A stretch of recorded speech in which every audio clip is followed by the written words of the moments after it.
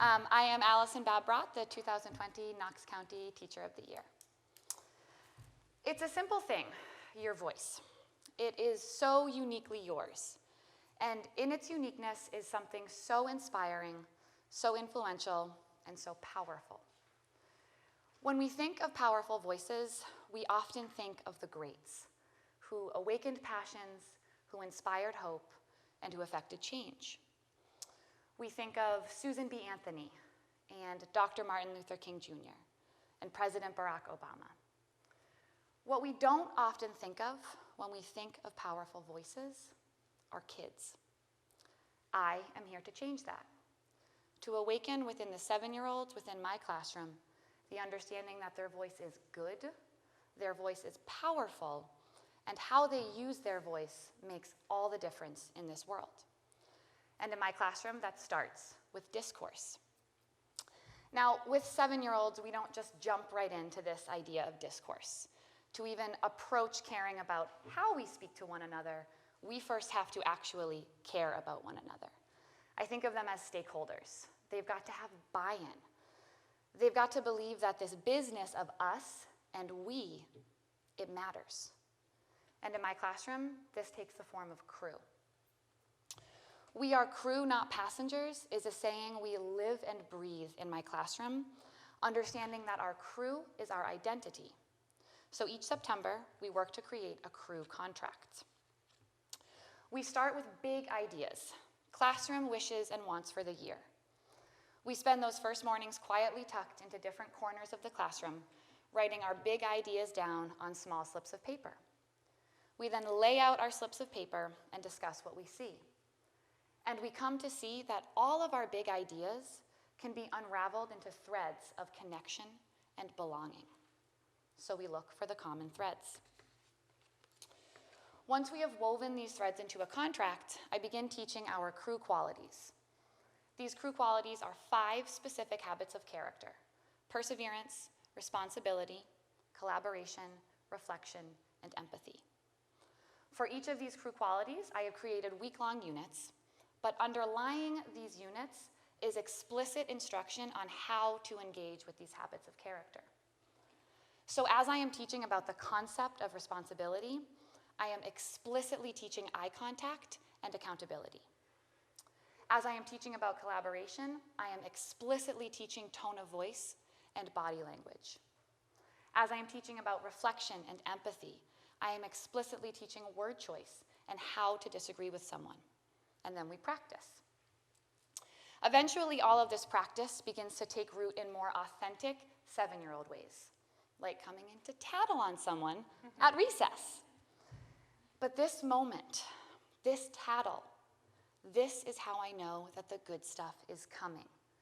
Because instead of the age-appropriate tattle, my students come in and say to me, "Miss Babb, I think Molly needs a space to reflect today, because cutting Sam in the lunch line was not a responsible choice."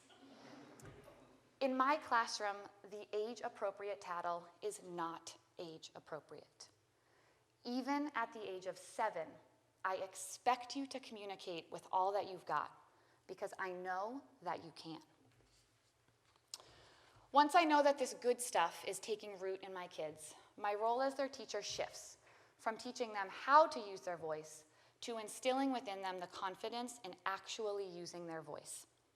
And this happens in big and small ways. It happened when Liam came to me one morning and said, "Miss Babb, there are fires in Australia. We have to do something to help." So I scrapped my morning plans and asked Liam if he would take it to our crew. Liam led our crew in raising $10,891.55 for a nonprofit organization in Australia. It started with his voice. It happened again when I shared a news story one morning about a man named Gene in Wisconsin who had cancer and wanted Christmas cards. Olivia raised her hand and asked if instead of Expedition that morning, we could make Christmas cards to send to Gene. So I scrapped my morning plans, and we spent the morning making Christmas cards for Gene and talking about death. It started with Olivia's voice. It happened when Iris came to me one day and told me she'd had a terrible day. I asked her if she'd like to take it to the crew. Iris, still unsure of her voice, slowly nodded yes. She stood in front of our crew, eyes on the ground, and said, "I feel sad. I tried to learn today, but I felt like I couldn't because you weren't respecting our contract." 5 students stood up that day, walked over to Iris, and apologized and pledged to do better and try harder the next day. On her way out the door that afternoon, I gave Iris a dragon token, the mark of above and beyond achievement at our school, and I thanked her for her courage and for her voice.